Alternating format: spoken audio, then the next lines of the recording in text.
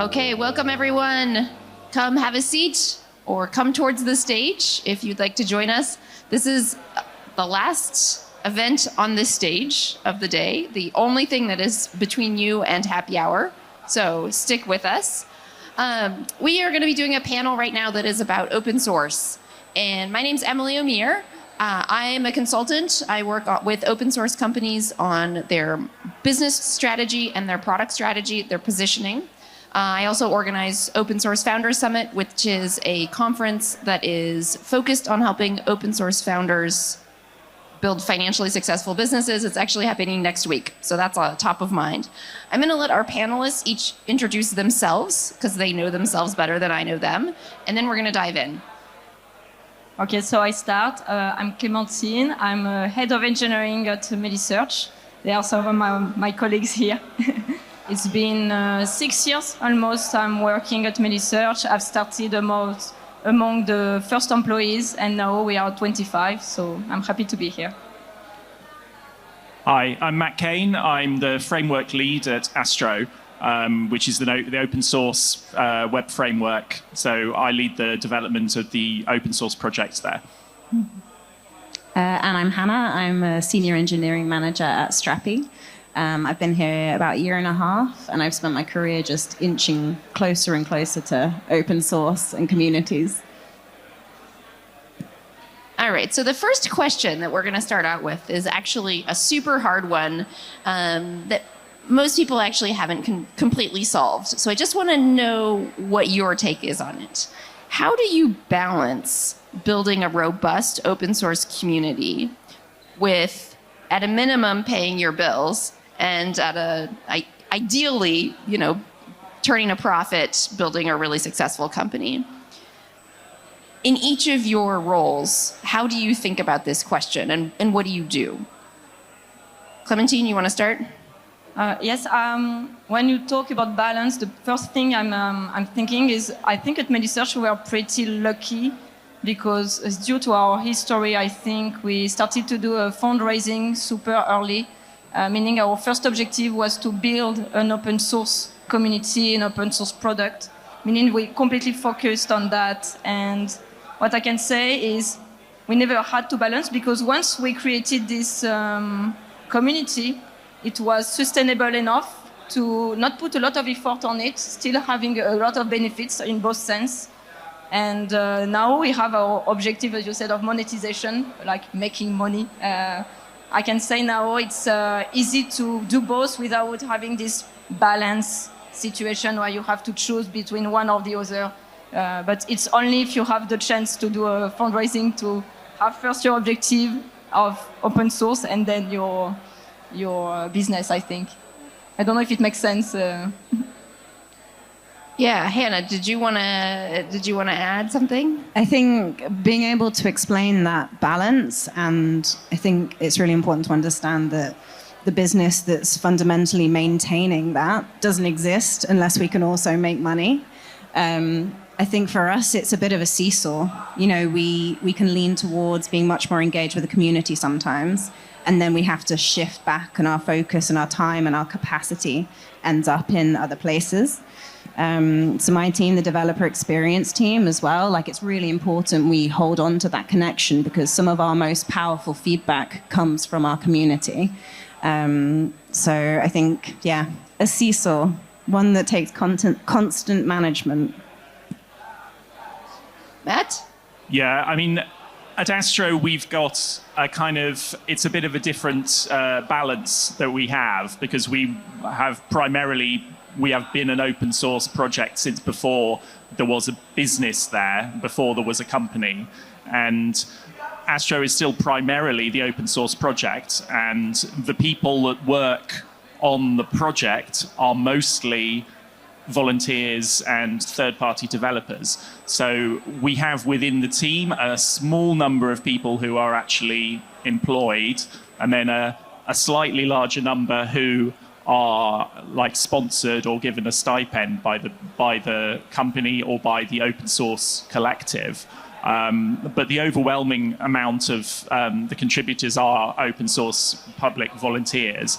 So we kind of have the balance almost the wrong way round, because there is no fundamental way that we are making money at the moment. So Astro effectively now is maintained by its sponsors and its partners and the donors, and it is effectively self-funded, but it's not a business. So it's able to produce a great product that lots of people want to use, but it's not going to satisfy any VCs. And this is a problem if you are trying to build a VC-backed company, which unfortunately the Astro technology company is. But if you are trying to build the best web framework, then that is almost okay. And it's very much a difficult balance if you're trying to satisfy both of those demands. And I mean, fundamentally, I don't think that they are necessarily compatible in this particular market. You know, there is obviously this great counterexample when it comes to web frameworks of Next.js, where Vercel is, very successful. But Vercel was very successful before they built Next.js. So that's not the source of their success. So I think that the idea for a business model is very different for something like a web front end, because, a web framework doesn't inherently have a revenue stream. And it's not like a CMS or something like that, where there is a sort of inbuilt model for charging a subscription or charging for licensing and things like that. And that's just not something that the market for front-end frameworks is able to do at the moment. I think this is a really interesting question around funding the open source or funding the organization on a survival level versus funding the organization on a profit level, on providing returns for investors. But quite frankly, there's a lot of projects out there that can't even fund themselves at a survival level. So, don't give Astro too much of a hard time, because actually in open source, just surviving is not that easy. Did I just cut you off, Hannah? Go ahead. No, not at all. I was going to say what you kind of touched on as well that's really difficult to manage with the community is that transition, and how there's almost a natural churn and a change in the shape of your community as you move away from being maybe a little bit more purist open source, and you're there building a tool that is useful for all, but also knowing that in order to survive and grow, your model has to change and the way you work has to change. I think to answer the original question, it's really hard. It's really hard to manage that balance between a successful business and a really engaged open source community. I think where we've seen it succeed is making sure that there is time dedicated at least to communication. Even if you can't satisfy everything your community needs, maintaining communication, maintaining those connections, even if it's sometimes to deliver the bad news. That's when we've found people have a bit more empathy and a bit more, they maintain the engagement and the motivation behind it. I also think there's almost two, if you think about open source sustainability, so sustainability of the projects, there's two extremes. One extreme, you have a successful company that's turning a huge profit and is paying people to build the project. That's one extreme. But the other extreme is you have a huge network of volunteers who are donating their time to build this project. So a lot of projects end up actually being somewhere in the middle. They're not just completely volunteer driven, but they're also not completely corporate, so to speak. And this is the next question, actually. How do you manage your community so that you are building a project that meets your users' needs, that meets your company's needs, that maintains quality control, and that also doesn't alienate your community members? So you basically are trying to herd a bunch of cats, but also maintain some sort of control over what's happening in your open source project. How do you all manage that in your respective companies and projects?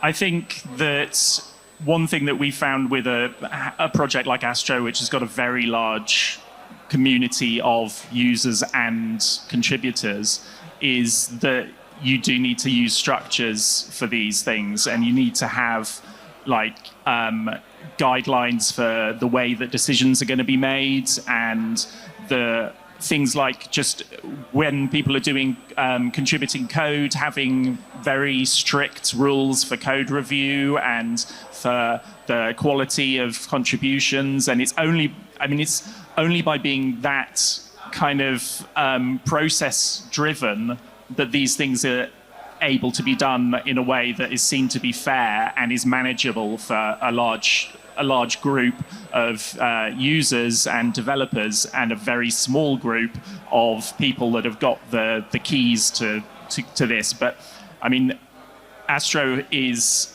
effectively a democratic system, so the core team is voted on by the other members of the core team, and all of the different levels of contribution are voted on, and then the feature development is done through a technical steering committee. And it does seem very bureaucratic, but it actually saves time and makes things easier, is because everybody knows what's going on and things aren't decided behind closed doors. And that we managed to keep that after having a company formed around it. And so Astro has still got effectively the same structure that it did before there was a business attached to it. It works. I don't know how much that affects the likely profitability of the business or anything, but in terms of the team, the core team, some people are employed and some people are not, but the rules are all the same. And I didn't get voted into the core team for until 8 months after joining the company. So it was, I had to go through the same steps that anybody else did, but after being employed. Clementine, did you have something to add? Yes, I agree with you for the guidelines, for sure. I think at Meilisearch, what we are trying to target to keep this quality is really the recurring contributions. I'm talking about code contribution, even if it's not the only way to contribute to open source, of course. But this is something we are trying to reach. And I could give thousands of advice, I think, to have these recurring contributions coming. But I think the guideline we tried to follow at Meilisearch was to, it can sound cheesy a little bit, but kind with the open source community, because being grateful, it sounds like a little bit obvious, but it's not everywhere you can have gratefulness when you contribute. So we try to have this gratefulness. We try to be super helpful, be ready to spend time on back and forth. Sometimes you can think, oh yes, if I do it myself, of course, it will be faster. But that's a really short-term vision you want to get out. You want to think middle term and say, okay, if I spend time, I will understand why my process is a little bit slow, why they don't manage to contribute. And at some point, you reach a point where people comes back to your project and they know the context, they know everything, and it's getting sustainable. And something we are super proud of Meilisearch is we have approximately 1,000 unique contributors who made a PR in our project, our organization, and a third of them made at least a second contribution. So that's the objective we wanted to reach, and we managed to reach it thanks to, I think, this guideline of just be helpful with them, and you will see people will stay and come back. So that's mine. I mean, I completely agree with both. And I think what we're finding as well is that around the processes and discipline, it's making sure that how people can contribute is very clear. So your documentation, both of how your system works, but how you expect your contributors to contribute. And gratitude, being human about it. Gratitude, humor. I find as well that, it's very easy for people to become keyboard warriors if there's a bug that frustrates them or they haven't had a response. Making yourself more human with that gratitude, with that humor, I find keeps people more engaged. It makes it fun, people are giving up their time, they're volunteering. It should be fun as well. We've found that some of it is helped by gamifying parts of it as well. I mean, a great example for that is our translations. So the Astro docs are translated into a huge number of languages, and those languages are mostly kept up to date, which, as anybody who's done anything involving translation and localization, that is really hard to do. And the way it's done is because the translation teams have got internal leaderboards where they can see who has managed to translate their things first. So when one of us on the docs team merges a new feature doc, then they all of the different languages, the translators race to see who can do the first translations for it. And, you know, it's all good fun, but everybody, you know, it's a point of pride that they will say, yes, we, you know, the Korean docs are the most well-maintained or whatever, or the, you know, actually, sorry, this time it's the Italian ones that have got there first. So, but it means that they keep watching it, but also, you know, they will still be keeping these things as high quality because it's a point of pride about those being done well. And fun, again. Yeah, right? well, exactly. Like, it's a bit of fun. I think what we're also starting to explore that helps is how automation can help us better reduce that cognitive load and the amount of time spent, you know, especially as a maintainer group. The amount of time it takes to go through GitHub, go through your community messages and what have you, can be very consuming, which is a very easy way then to lose connection because you just can't reply to everything and you can't respond.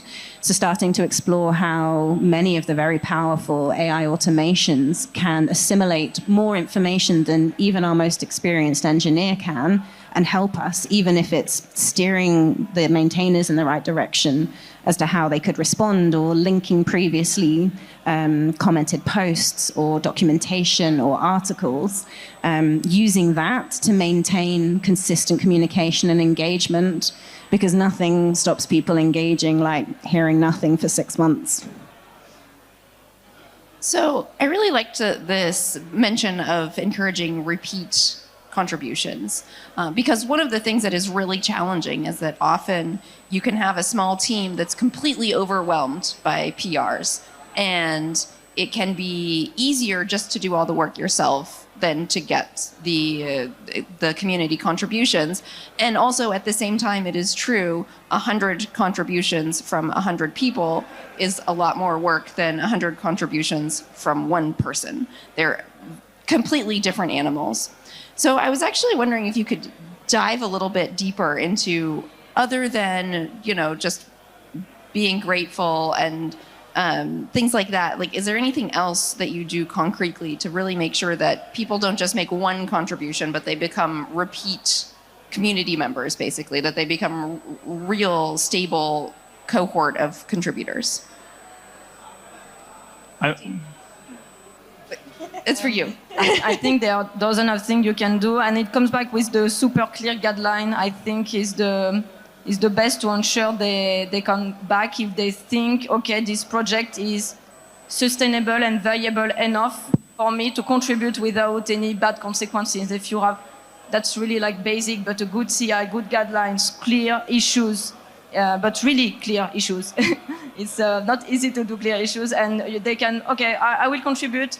It will be okay, I can come back, I know for what I contribute. If you explain and you're transparent, they like being part of the project. So that's also for me one of the best and most secure way to have people coming back. It's really basic, but it works, for sure. Yeah, we take a lot of care to celebrate our contributors, particularly new contributors. And like a lot of people will first come in through working on the docs, and they get especially welcomed in Discord. They will get, you know, if somebody is opening a PR and it's their first PR, it has a little prompt in there saying, if you're in Discord, drop your username here, and then they get celebrated and get a new role in the Discord server. And then if people have been contributing code to a release, when we do a minor, for every minor release, which is normally about every 2 weeks, we do a blog post talking a summary of all the things that are in it. And we credit everybody outside the core team who has contributed anything towards that, whether that's in the code or docs or anything. But if it's a particularly significant piece in there, then they'll get a full call out in there. And then if they want, we call out their employer as well, if they've been doing it on company time, because then we can say, oh, thanks to so-and-so from the Washington Post who contributed this feature. And they get a little shout out and a little tag on Blue Sky and Twitter when we share it. And just generally making people feel appreciated. And I mean, I know what it's like. I've been on the other side of things. I'm a maintainer of the project now, but I used to mostly be contributing and still do. And it's a little bit, it's just a feeling like you're not chucking something over the wall and then being forgotten. And it doesn't take a huge amount to make people feel appreciated. You just need to make it clear that you do actually value what they've done, because it's very easy to hurt someone's feelings when you're reviewing their PR, or if you're saying, oh, actually I'm requesting changes on it, or I'm closing your issue and saying we won't fix it. And it's there are many GitHub automations have ruined someone's day, just making them feel like they don't want to be in part of that community anymore. And I think it's just remembering that there's a person on the other side of all of these things, and particularly if they're a new contributor and they've got that little first time thing on GitHub saying that that's their first contribution, you just take that little bit of extra time to make sure. And as you're saying, it's like sometimes it would be quicker to rewrite it yourself, but it's better, even if you do end up having to do a big rewrite, we'll always take care to base it on their PR, so they get the credit for creating the thing. Even if we end up having to do quite significant changes to it, it's much better if they can feel like they've got the original ownership for this thing. That's where I was going to say automation is not a space that you necessarily want to insert there, and that the power of a pull request with nice work, really liked how you did this, or constructive growth-based feedback has so much to offer, because these people are giving up their time. Hopefully the company knows that they're giving up their time when you credit the company. Then having that interaction, engineer to engineer, hearing their feedback, hearing how they could tweak and improve, or even just having a debate, like having a great, healthy debate, offers so much more than just, throwing it over to the company and the automation going, yes, all tests have passed, merged. It's just, there's no personality behind it. And when you've got an engaged open source community, I think you have to hold on to a personality as well.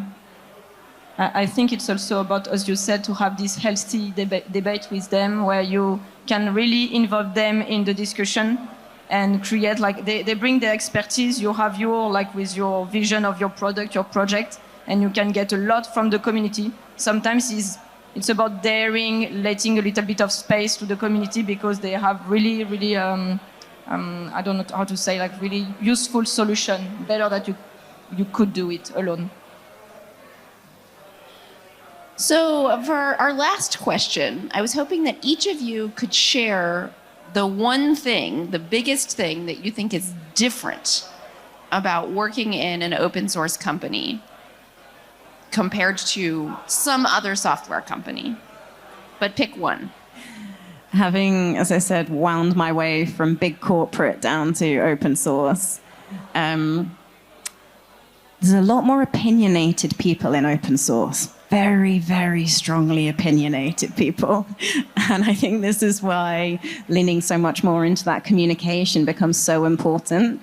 I didn't really realize that participating in an open source company also meant that you had to be really good at customer services and have the most patience possible and be really good at writing messages that you rewrite. And then you're like, do you know what? I'm going to leave this for half an hour just because this person is very angry at us. Doesn't mean that we haven't got some great solutions that actually they might stay really engaged and offer us some insights that would be really useful. So yeah, I'd say the biggest difference for me is how many opinionated people there are trying to contribute to your vision, your roadmap, where you grow, and how you manage that. Because SaaSes can just be like, this is what we're doing next. I think that it's quite an easy one for me that it's a feeling of always